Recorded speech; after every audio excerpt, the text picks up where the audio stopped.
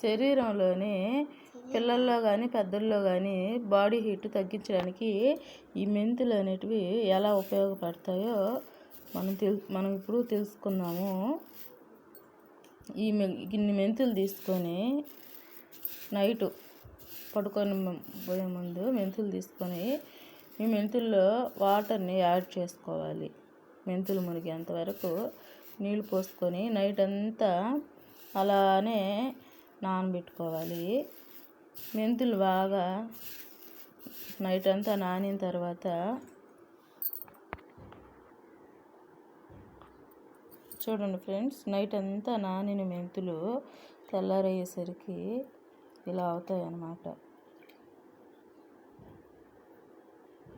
బాగా నానేసాయి. నైట్ అంతా తెల్లవారేసరికి ఉదయాన్నే లేవగానే ఈ మెంతుల్ని మనం బాగా మిక్సీ పట్టుకోవాలి. మనం మెంతుల్ని మిక్సీలో పేస్ట్ చేసుకున్న తర్వాత ఇలా అవుతుంది ఫ్రెండ్స్.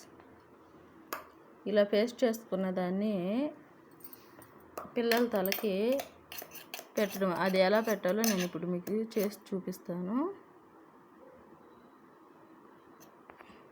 చూడు, మనం రెడీ చేసిన మెంతుల పేస్ట్ని పిల్లలు కానీ పెద్దవాళ్ళు అయినా సరే తలకి ఇలా అప్లై చేసేసుకొని ఒక 4-5 గంటల సేపు అలాగే ఉంచేసి తర్వాత తల స్నానం చేయించేస్తే శరీరంలో ఉన్న హీట్ అనేది పోతుందని నమ్మకం అన్నమాట. అందరూ ఇలా చేస్తారు. మెంతులు శరీరంలోని వేడిని తగ్గించడానికి చాలా ఉపయోగపడతాయి కదా.